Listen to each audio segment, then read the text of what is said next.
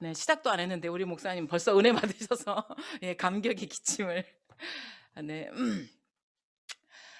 네, 그러면 우리 넌센스 하나 할까요?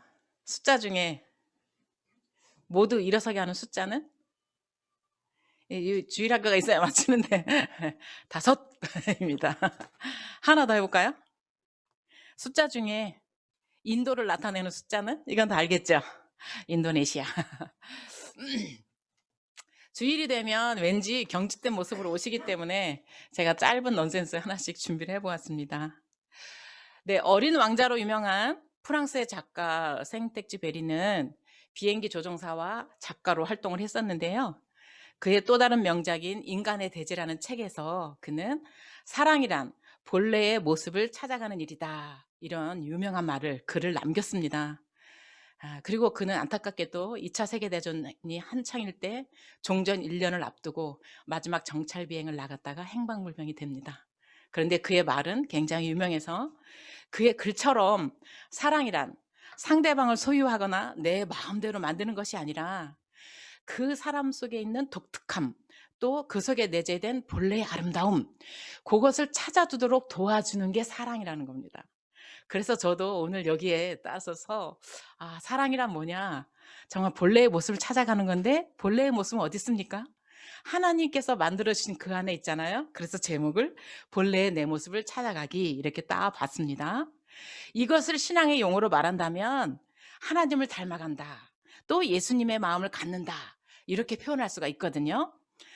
사람은 점점 더 성숙하고 또 이 사람이 그 하나님을 닮아가도록, 또 신앙을 가질 수 있도록, 예수님을 만나도록 이렇게 기도하고 도와줘야지, 자식이라고 해서 하나의 틀 속에 딱 가두어두고 좌지우지하는 것은 옳지 않잖아요. 그래서 사람은 그 누구라도 하나님 보시기에 쓸모없는 사람이 없고 필요 없는 사람은 한 사람도 없어요. 하나님 보시기에는 다 괜찮고 다 소중하고 다 사랑스러운 저와 여러분이 최고의 걸작품이라는 사실을 믿으시길 축복합니다. 아멘.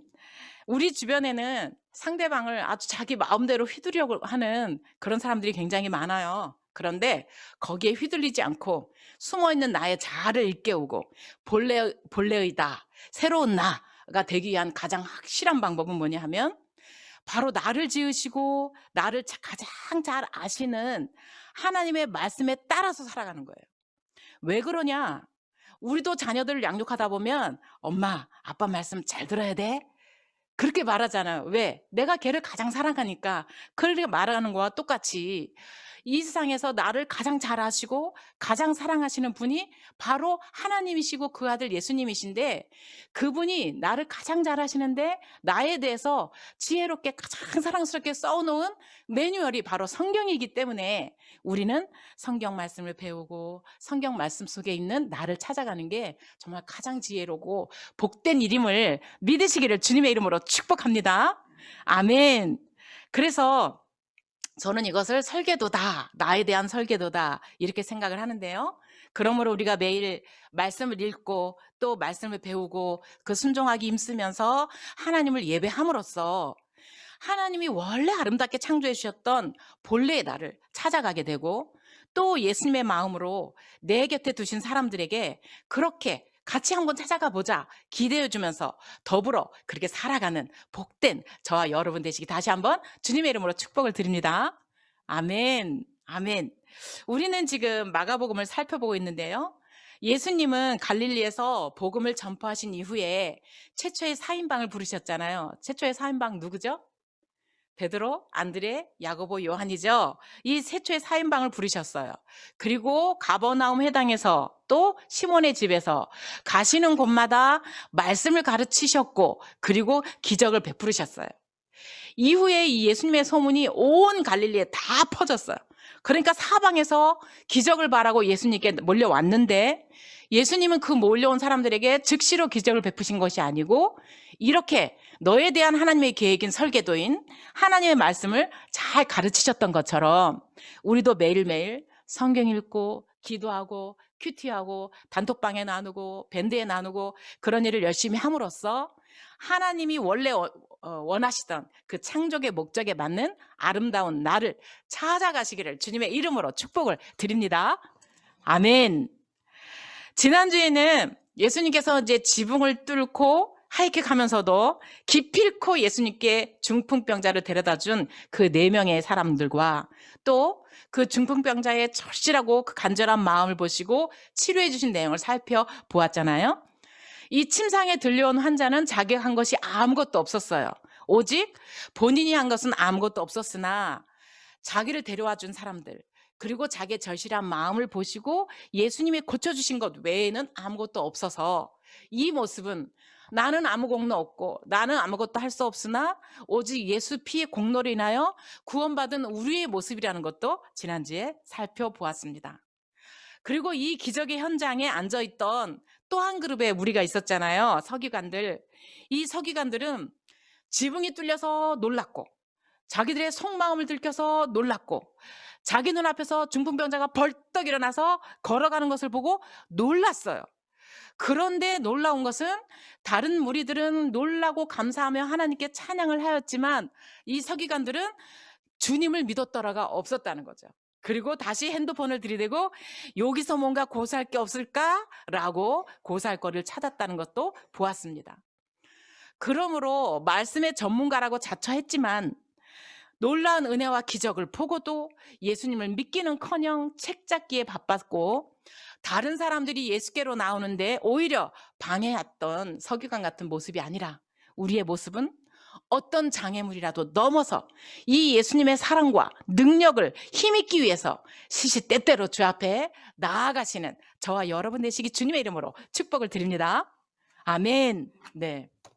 아멘을 크게 해주시면 저도 격려가 되지만 여러분 속에 있는 마귀도 떠나가고 하나님이 영광을 받으십니다. 그런 의미로 다 같이 아멘. 아멘. 네. 오늘 본문 한번 살펴보면 하나님께서 예수님께서 죄인 레위를 부르셔서 제자를 삼으시는 내용이 오늘 본문이거든요. 한번 마가복음 2장 13절 14절을 띄워주시면 아까 읽어봤는데 예수님께서 다시 바닷가에서 큰 무리에게 말씀을 가르치셨어요. 14절. 그러다가 세간을 지나가시다가 세간에 앉아있는 레위를 보셨어요. 그리고 레위에게 일어나 나를 따라라. 그러니까 레위가 즉시 예수님을 따르는 장면이 오늘 장면입니다. 여기 지금 예수님께서 바닷가에서 이렇게 말씀을 가르치셨다고 했는데 바닷가는 사실은 갈릴리 호수입니다. 많은 사람이 모여서 앉아서 말씀을 듣기에 좋은 장소였기 때문에 마이크 시스템도 없던 그런 때잖아요. 그래서 예수님은 종종 바닷가에서 말씀을 많이 가르치셨고 마침 그 옆에 바닷가 옆에 세간이 있었는데 이 세간이 이제 갈릴리 세간이에요. 갈릴리 세간은 육지에서 배 타고 나가는 사람들 또 들어오는 사람들이 붐비는 길목이었기 때문에 예전에는 그 길목에서 세간에서 세금을 받기에 용이한 지역이었습니다. 근데 그곳에 레위가 앉아 있었는데 예수님은 항상 또 그 바닷가에서 말씀을 전하셨으니까 레위는 원치 않게 무엇을 했을까요? 예수님의 말씀을 늘 들은 거예요. 그래서 당시 로마는 전쟁 비용이나 세금 충당을 위해서 세금을 먼저 어떻게 하냐면 유대인 종교인들이 부자예요. 그러니까 그들에게 먼저 목돈을 걷어들여요. 그리고 그들에게 조세권을 줘. 그러면 이 유대인들은 자기가 빼앗긴 그 돈을 충당하려고 자기 민족에게 과대한 세금을 부여하고 받습니다. 그래서 사람들은 세리하면 창기랑 또 도둑이랑 살인자들과 똑같이 아주 죄인 취급하고 싫어하고 치를 떨었는 데다가 세리장 그러면 아주 더더욱 미워했던 그런 사회였습니다. 그러다 보니 이 세리는 하나님 말씀을 들었겠지만 세간에 앉아서 장부와 돈뭉치와 널리 그렇게 널려져 있는 그 생선 더미에 쌓여 있었지만 마음은 쓸쓸한 거죠. 아무도 자기를 받아들여 주지 않아요. 주변에 따뜻하게 마음을 나눠주는 사람도 없어요. 이 복음을 들었는데 이 복음에 대해서 나눌 사람도 없어요. 그래서 여전히 남모를 그 쓸쓸하고 깊은 허무감을 안고서 지금 레위는 뭐해요? 늘 해오던 대로 돈벌이에 여념이 없이 거기 앉아서 돈을 세고 세금을 받고 있었단 말이죠.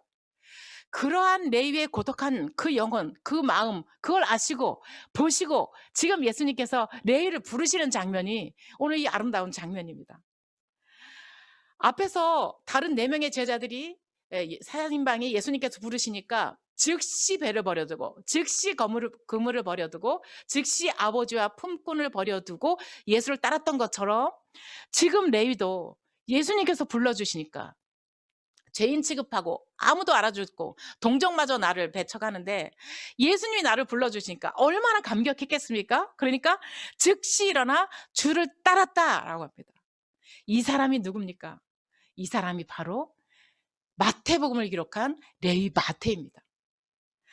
사람들은, 유대인들은 이 죄인이야, 죄인 중에 죄인이야, 어쩌면 세리장일 수도 있다고 하거든요. 이 레위 마태가 세리일 수도 있고 세리장일 수도 있는데 눈길 한번 안 주고 무시하고 미워하던 그 사람 안에 예수님은 복음을 위하여서 헌신하고 수많은 사람들에게 복음을 알려줄 마태복음을 기록할 사람이 그 안에 있었던 것을 우리 예수님은 보시고 불러주신 겁니다. 그래서 우리가 하나님을 만나지 못하면 우리는 다 영적으로 레위 마태 같아요.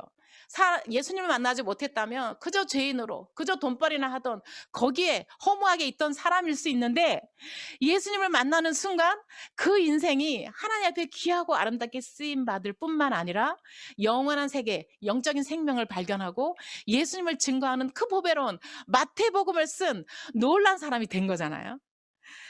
사람들은 세리 같은 사람은 100% 지옥 갈 사람이라고 생각을 했습니다. 그러나 예수님은 율법주의자들이 부정하다고 생각하고 내다버린 이 사람, 율법주의자들이 죄인이라고 규정해버린 이 사람을 불러서 제자로 삼으신 겁니다. 우리 주변에는 겉으로 보기에는 저 사람 뭔가 부족한 게 있겠나 그런 싶은 사람들도 들어가 보면 영혼의 깊은 고독이 있고 또 허무감이 있고 말 못할 그 고민과 아픔과 상처가 다 있게 마련입니다. 예수님은 부귀영화도 다 가졌으나 속마음 터놓고 얘기할 단 한 사람도 없었던, 이게 사는 건가 이렇게 싶은 이 고독감이 넘쳤던 이 세리 같은 사람을 예수님은 불러주셨고 사용해 주신 거거든요. 우리 예수님께서는 저와 여러분도 이렇게 부르십니다. 그런데 이 부르심에 응하고 주께 나와서 모든 것을 맡기고 도움을 요청하는 자에게는 그 사람의 영혼의 구세주가 되어주시고 안식처가 되어주시고 피난처가 되어주시지만, 그러나 지금 본문에 나오는 이런 바리새파 서기관들처럼 나는 예수가 필요 없어, 나는 예수님의 도움이 필요 없어, 나는 내 힘으로 얼마든지 살아갈 수 있어, 그런 사람에게는 예수님은 은혜를 베푸실 수 없다는 사실입니다. 그래서 예수님께서는 이 레위를 부르셔서 이제는 앞으로 더 이상 세상의 헛된 양식을 위해 살지 마라. 그리고 영원한 생명의 양식을 위해서 살아가라. 그리고 너의 그 본래 그 아름다운, 하나님이 원래 창조하셨던 그 아름다운 내 모습을 찾아가라. 이렇게 그를 불러주셨을 때 레위는 예스 하고 자기 모든 것을 버려두고 따라온 거죠. 정말 저와 여러분이 이렇게 예수님께서 우리를 불러주시고, 우리도 비록 육적으로 볼 때 뭐 아무것도 없는 것 같고 어떤 사람은 잘날 수도 있으나 나는 내세울 것도 없는 사람도 있어요.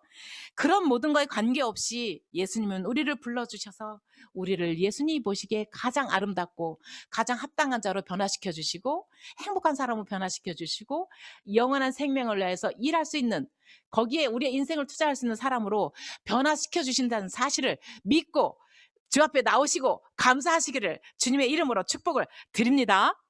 아멘. 그리고 이렇게 따뜻한 예수님의 마음과 시선을 가지고 내 곁에 두신 사람들을 보시고 기도해 주시기를 주님의 이름으로 축복을 드립니다. 아멘.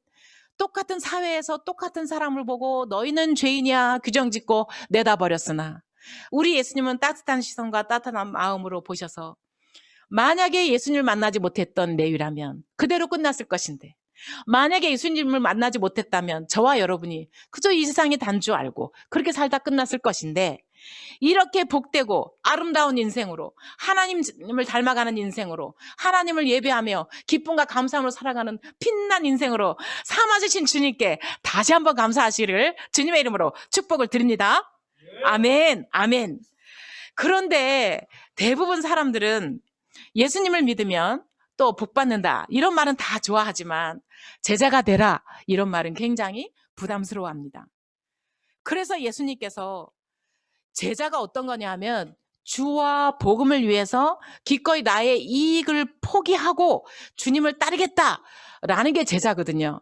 그러니까 예수님을 믿고 이익을 보고 득을 보고 축복을 받는 것은 좋은데 예수님을 위해서 제자가 되어서 내 모든 것 기득권을 내려놓고 포기하는 것은 정말 어렵다는 거죠. 그래서 마태복음 9장 37절 38절 띄워주시면 눈으로만 보겠는데 추수할 것은 많되 일꾼이 적다. 예수님도 이렇게 말씀하셨어요. 그리고 너희도 추수하는 주인에게 청하여서 일꾼들을 보내달라 이렇게 기도하라고 하셨어요. 안 되면 그냥 앉아. 그 옆에 같이 앉아. 이렇게 하셨어요. 지금도 예수님을 믿고 복받고 덕은 보고 싶은데 예수님을 위해서 대가를 치르고 희생을 하고 자신의 전전세를 다해서 헌신하는 사람은 적습니다. 그러므로 이 시점에서 예수님의 부르심을 받고 죄사함과 영생과 천국을 유업으로 받은 저와 여러분이 먼저 말씀을 잘 배워서 예수님의 신실한 제자가 되어야 되겠다. 이런 마음이 오늘 이 시간에 부어지시기를 바라고, 그리고 제가 그러한 예수님의 신실한 제자가 되게 해달라고 기도하시는 저와 여러분 되시기 주님의 이름으로 축복을 드립니다. 아멘, 아멘. 자, 레위는 이제 죄인 취급받던 자신을 불러서 제자 그룹에 넣어주셨으니까 지금 이제 일대에 예수님 소문이 다 나서 예수님이 메시아인가 하는 소문이 확 있는데 거기에 제자 그룹이 됐다는 것은 우리가 글로 읽어서 그렇지 굉장한 거거든요, 이게. 그러니까 자기를 그렇게 불러주셨으니까 너무나 감격을 했어요. 그래서 예수님, 저희 집에 오세요 하고 초대를 해서 큰 잔치를 벌였습니다. 우리 한번 이 마가복음 2장 15절 16절 한번 보겠습니다. 본문을 아까 읽었기 때문에 제가 그냥 읽고 갈게요. 이제 예수님께서 그 집에 앉아서 세리와 죄인들과 함께 앉아서 식사를 했어요. 많은 사람이 예수를 따랐어요. 16절. 그랬더니 여기 지금 누가 또 찝새와 짭새처럼 따라왔냐 하면 바리새인의 서기관들이 따라왔어요. 그래서 예수께서 죄인과 세리들과 함께 식사하는 걸 보고 그들에게 따집니다. 너희는 어찌하여 세리 및 죄인들과 함께 식사하냐? 이렇게 따지는 모습입니다. 자, 레위 집에는 레위와 똑같은 많은 세리들이 얼마나 외로웠겠습니까? 그런데 그 예수님이 나타나서 죄인들을 부르신데, 세리를 부르신데 소문이 착 났겠잖아요. 그러니까 막 주변에서 이렇게 외롭고 힘들었던 세리들이 막 왔어요. 그래서 이 레위의 집에 다 모여 앉아서 식사를 해요. 사실 우리 초대교회도 식사 공동체였잖아요. 그리고 교회는 식사가 빠지면 이게 좀 맹물 같아.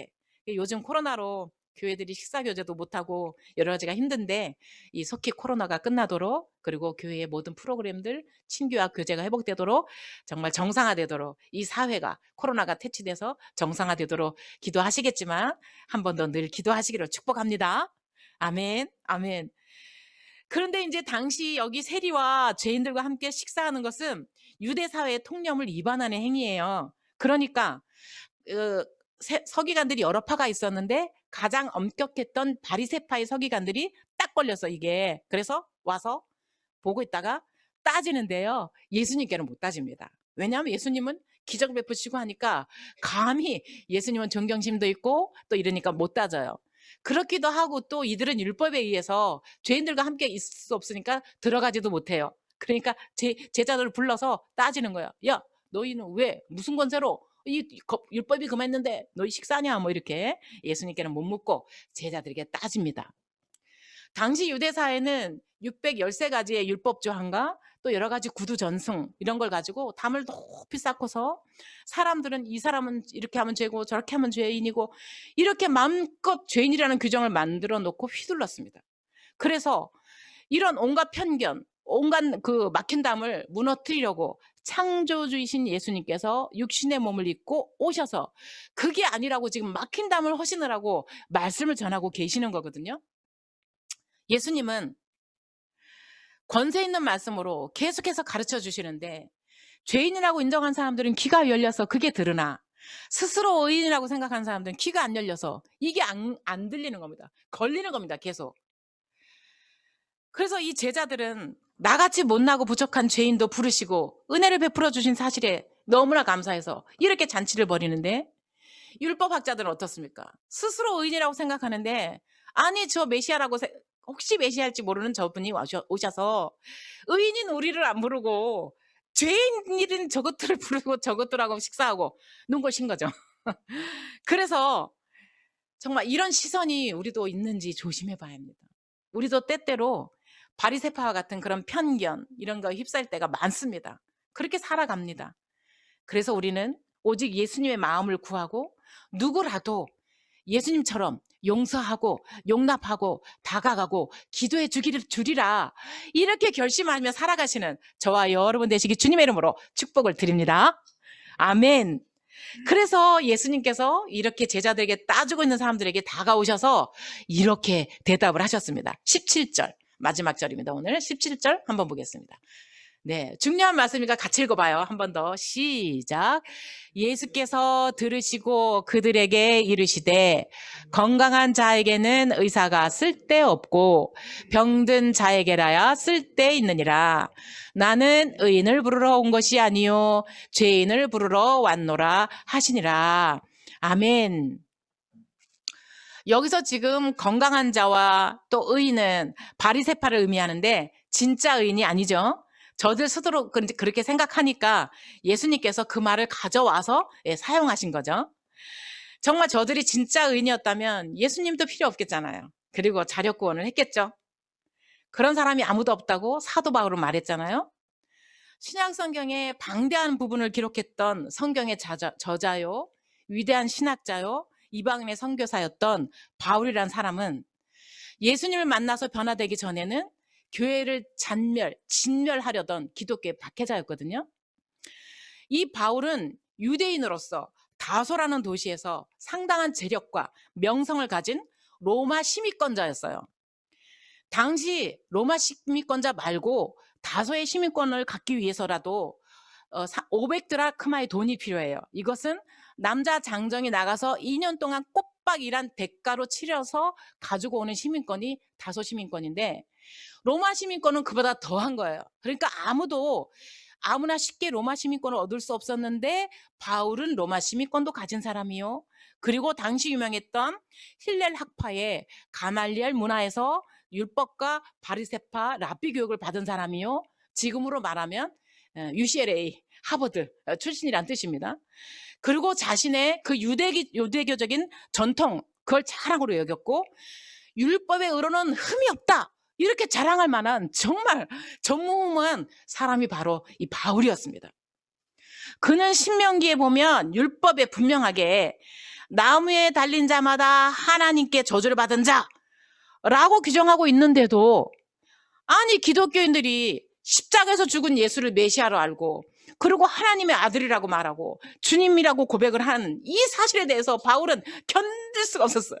분노가 그게 다랬어요. 그래서 내가 이것들을 진멸을 한번 해봐야 되겠다 이래가지고 바울은 각 집에 들어가서 사람들을 잡아다가 끌어다가 옥에 넘겼으며 회당마다 들어가서 왜냐하면 예수님이 회당 중심으로 복음을 전하니까 회당마다 들어가서 모든 예수 믿는 사람들을 때렸으며 심지어 그들을 죽이는 데까지 넘겨주는 일을 했던 사람입니다. 그러다가도 분이 안 풀렸어 바울이. 그래서 예루살렘에 있는 그리스도인들 잡아 죽이기는 너무 부족해.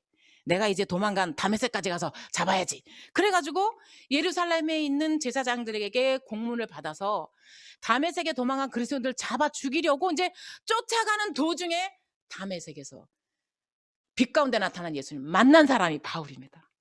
거기서 예수님을 만나고 길바닥에 쓸어서 엎드려서 예수님을 만나고 통곡하고 회개하고 변화된 사람이 바울이거든요. 바리새인 중에 최고의 의인이라 여겼고 나는 정말 하나님을 위한 일이라고 여겼던 이 그리스도인 잔멸하는 일을 했던 바울은 예수님을 만난 이후에는 자기가 그토록 핍박했던 그 그리스도를 오히려 자신과 세상의 구주다. 이분을 믿어야 된다. 이렇게 증거하고 고백했거든요. 그가 고백하면서 했던 말씀 로마서 3장 한번 볼까요? 로마서 3장 10절부터 12절까지 그리고 3장 23절을 한번 보겠는데요. 이렇게 했습니다. 기록된 바 의인은 없나니 하나도 없으며 11절 깨닫는 자도 없고 하나님을 찾는 자도 없고 12절 다 치우쳐 함께 무익하게 되고 선을 행하는 자는 없나니 하나도 없도다. 3장 23절 한번 같이 읽어볼게요. 같이 읽어봐요. 시작. 모든 사람이 죄를 범하였음에 하나님의 영광에 이르지 못하더니. 아멘. 지금 바울은 자기가 의인이야. 나는 그 누구도 다 나 같은 의인 따라올 수 없어. 나의 이 열정은 하나님을 위한 거야 라고 생각했는데 예수님을 만나고 복음을 깨닫고 보니까 자기의 의라는 게 너무 초라한 거죠. 그래서 이렇게 고백을 합니다. 의인은 하나도 없다. 모든 사람은 다 죄를 범한 죄인이다.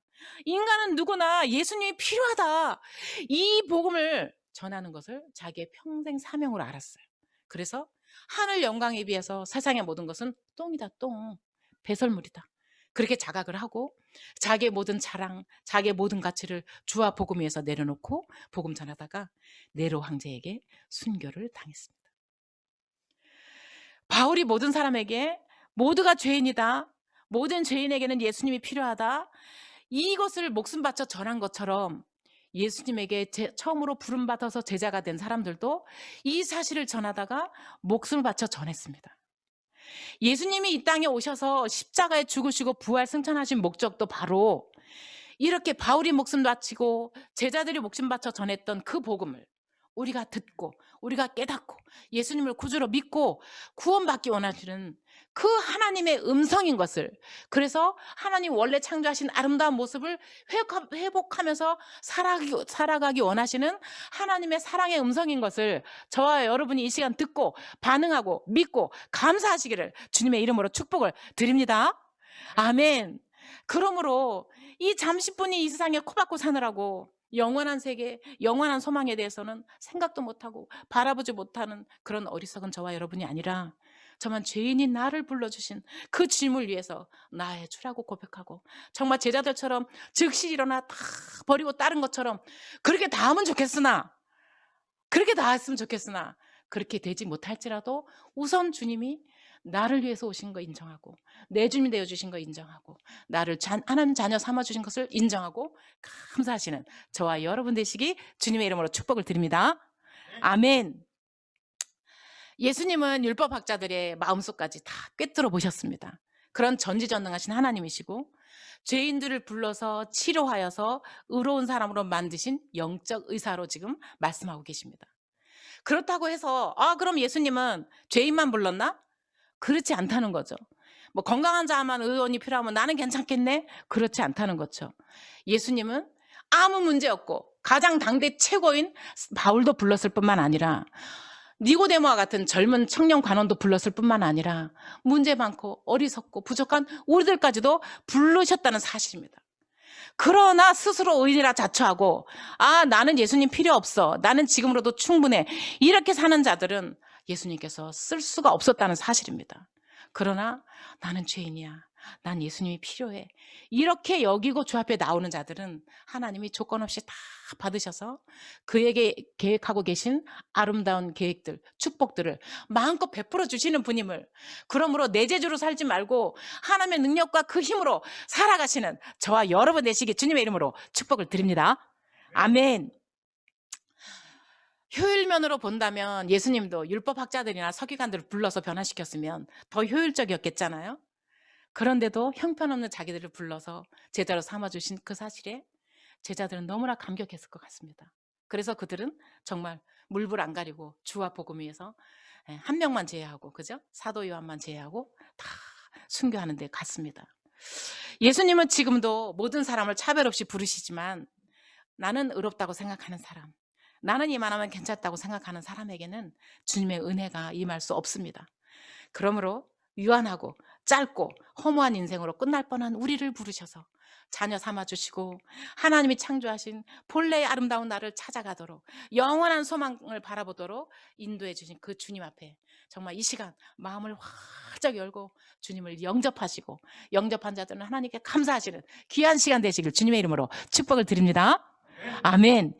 결론을 전하면서 간증을 잠깐 전하려고 합니다. 저는 예전에 쥐뿔도 없는 주제에 정말 교만 덩어리인 사람이었습니다. 어릴 때부터 머리 좋다는 소리를 들으면서 컸고, 제가 주산이 8단이잖아요. 그러니까 당시에 장학금을 받으면서 뭐 학교 다 그렇게 다녔고, 또 처녀 시절에는 삼양사라는 대기업을 다녔습니다. 그러니까 제가 굉장히 교만했습니다. 저희 친정 집안에는 소위 스카이가 다 있는데요. 제 남동생이 서울대를 나오고 남동생 부인이 이대를 나왔어요. 제 조카가 연대를 나오고 제 조카 부인이 고대를 나왔어요. 그러니까 뭐 이만하면 괜찮은 집안 같은 거예요, 제 생각에. 그리고 저희 시댁은 또 목회자 가정이에요. 시아버님도 목사님, 우리 형님도 목사님, 본인도 목사님, 동생도 목사님, 누님 남편도 목사님, 그 아들들도 목사님. 그래서 제가 생각할 때 나는 영적으로도 괜찮은 집안이요, 육적으로도 괜찮은 집안이야. 나 진짜 축복 많이 받았네. 요 따위로 생각을 한 거죠. 그리고 남편은 젊은 시절에 학교나 또 가정이나 지방에서 굉장히 촉망받는, 기대를 받는 그런 목회자였는데요. 운동이나 음악이나 악기 다재다능했습니다. 그리고 대학 합창단, 영광 합창단 지휘를 하셨습니다. 그리고 세종문화회관에서 그 높고 아름다운 테너로 독창도 했습니다. 그래서 저는 키도 크고 성격도 좋고 인기도 좋은 남편을 얼마나 사랑했는지, 그리고 굉장히 자랑스러워했습니다. 그래서 제 마음에 어떤 생각이 들었냐면, 이렇게 좋은 남편과 사니까 하나님 없으면 살 것 같은데 남편이 없으면 못 살겠는 거예요. 참 희한하죠. 그런 방정맞은 생각을 하고 있을 때쯤에 제가 부족함이 없다고 생각할 때쯤에, 굉장히 교만했을 즈음에 하나님께서 저의 교만을 꺾기 시작했습니다. 제 간증을 들어서 아시겠지만 여러 가지 이렇게 해서 하시고 남편을 하나님이 쓰러뜨린 건 아닙니다. 저희가 부주의해서 남편이 쓰러지게 되었고 이제 이렇게 오늘까지 오게 됐는데, 정말 하나님께서는 제가 남편을 사랑할 만한 것들, 자랑할 만한 것들을 다 없어지게 하고 또 아무것도 내세울 것이 없게 하셨어요. 그리고 주님만 바라보게 하셨어요. 그 이후로 그때부터 지금까지 저희는 정말 내 힘이 아니요, 은혜 아니면 살 수 없는 부부가 되었고, 하나님 한 분 외에는 그 어느 것도 자랑하고 싶지도 않고 사랑하고 싶지도 않고, 그런 복되고 아름다운 마음으로 지금도 훈련하고 계세요. 아직도 멀었지만 지금도 훈련 중입니다. 우리 인간은 하나님 앞에 서면 모두가 영적으로 병든 자요, 다 똑같은 죄인입니다. 화장실에 가보고 목욕탕에 가보고 병원에 가보면 벗겨놓으면 그놈이나 다 똑같은 사람이고, 세월 앞에서는 장사 없는 사람들입니다. 잘난 체하고 살아도 하나님 오라고 부르시면 지금 당장 꼼짝없이 다 내려놓고 빈손 들고 주 앞에 가야 하는 사람들입니다.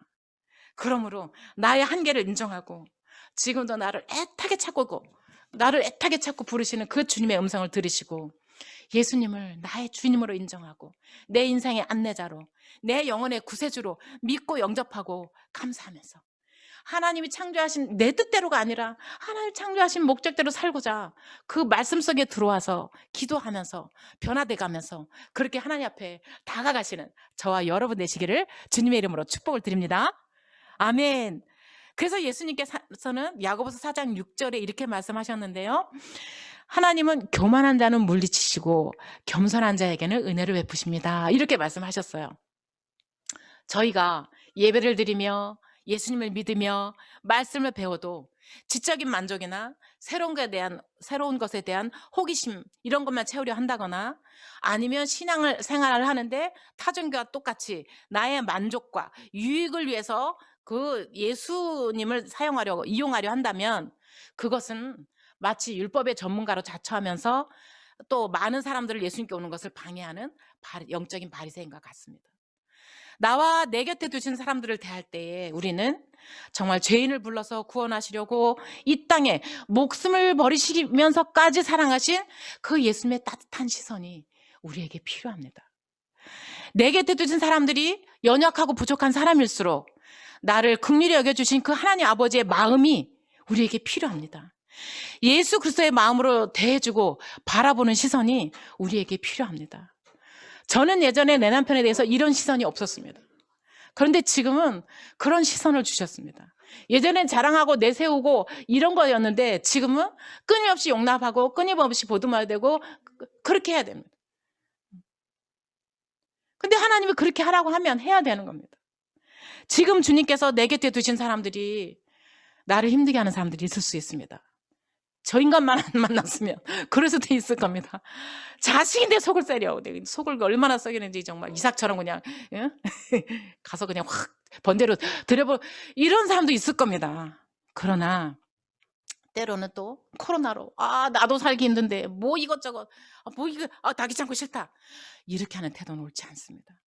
따라서 내 가정 또 내 교회 아니면 내가 속한 것에서 예수님은 우리를 먼저 구원하시고 보내신 이유는 너희가 거기서 빛이 좀 되어주고 소금이 좀 되어줘 이렇게 말씀하신 거니까 내 시야에 부정적이고 내 시야가 잘못된 편견은 없는지 율법학자와 같이 서기관과 바리새인과 같은 태도와 시선은 없는지 정말 항상 돌아보시기를 주님의 이름으로 축복합니다.